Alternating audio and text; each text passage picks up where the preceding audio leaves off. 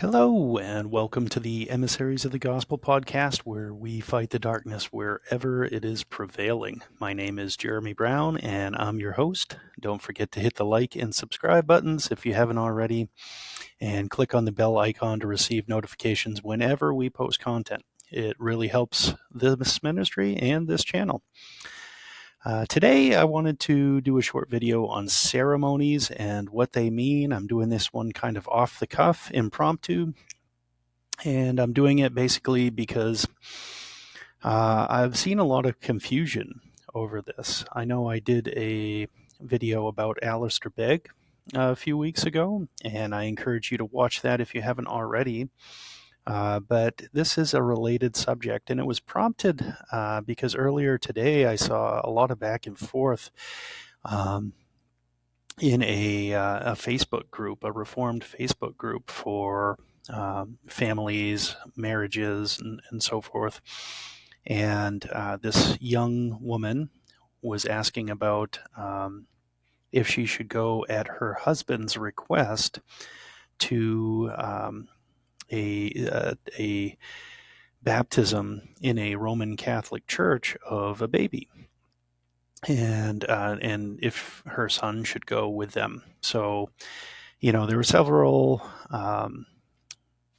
factors at play in people's responses, and I am glad that people were trying to think through it. But I think some of it was maybe um, shallow thinking in some circumstances. More often than not, I think it was just not properly categorizing things. I think that was the biggest issue that I saw with most of the comments, or bringing up issues that shouldn't have been the main issue at play. So some of the things that people brought up were the reformers received the baptism from the Roman Catholic Church because it was a Trinitarian baptism, right? And that's true, although we're going to get back to that in just a moment, because the way it was being presented, I don't think was true.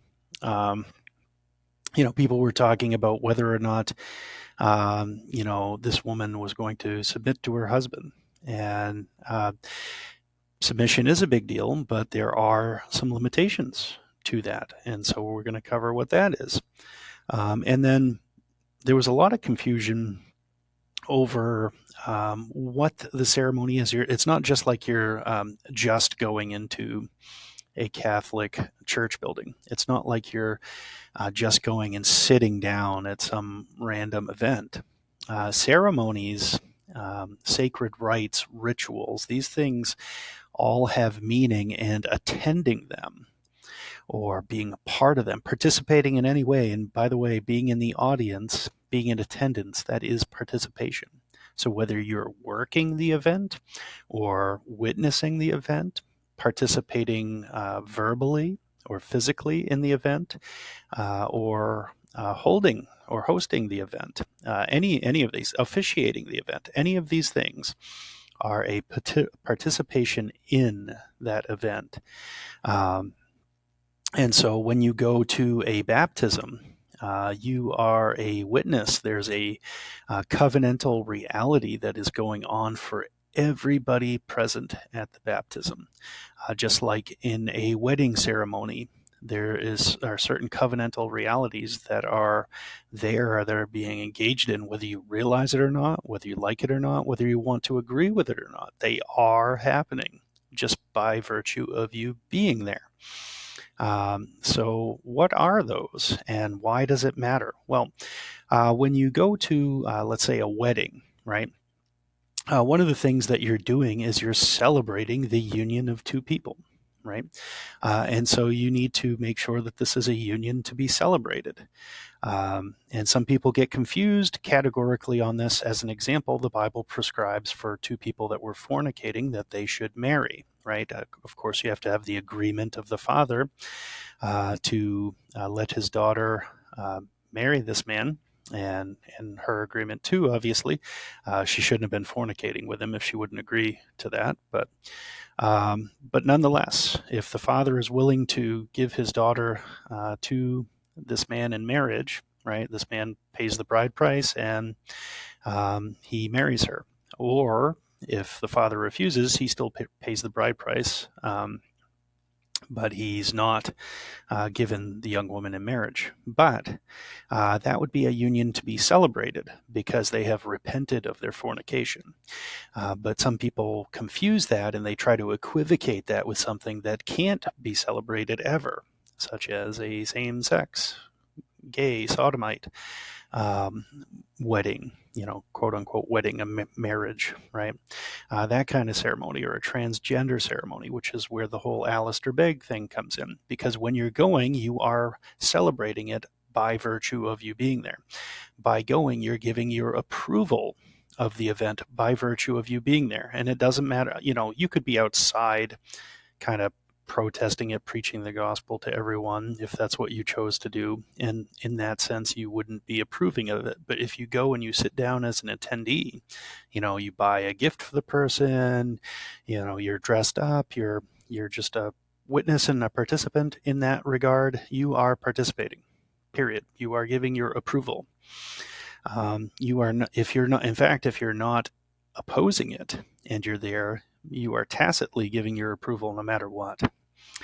And then finally, with that, with the wedding ceremony, you have a covenantal duty as one of the witnesses there to do your part in making sure that that union succeeds, right? That it remains for the rest of these people's lives. So if it's a sinful union, and of course, the two people that had been fornicating that are getting married can't be considered a sinful union because that's their act of repentance. It's commanded by God. You see that in the law. So, you have to be able to recognize a difference there. You have to make those kinds of distinctions, right? But your duty is to make sure that union succeeds. And of course, you can't accept that kind of duty, so you can't participate, so you can't attend if it's a sinful union. Well, just like that, with a baptism ceremony, you're holding a person to the profession of faith that they're making. Or in the case of the parents, right, with an infant baptism, you are holding them accountable to raise the child in the faith that they are proclaiming when they are baptizing their baby or dedicating their baby in the case of baby dedications, right? These kind of ceremonies carry meaning and they have obligations tied to them, right? You're not just sitting there just for the sake of watching it, right? It's not a means of entertainment for you. There's something that is symbolic going on. There's something that is supposed to be sacred going on.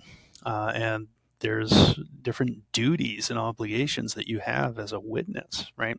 And so one of these things is you call people to uphold their profession of faith or the faith that they're saying that they're going to raise their child into. Well, if you're doing that, it matters whether or not they have the right God, number one, just like the sodomite quote unquote marriage, right?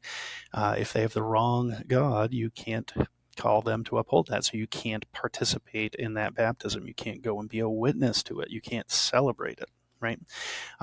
Same thing if they have the wrong gospel, right? So if they have a gospel that's a gospel of works, or it's a gospel that's a mixture of faith and works, then that's no true gospel at all. It's the kind of gospel that the Apostle Paul in Galatians chapter 1, verses 8 and 9 says is anathema. These people are devoted to destruction if they teach this, right? So there's no way that you can call them to uphold that, so you can't go and be a witness to it. You can't celebrate that.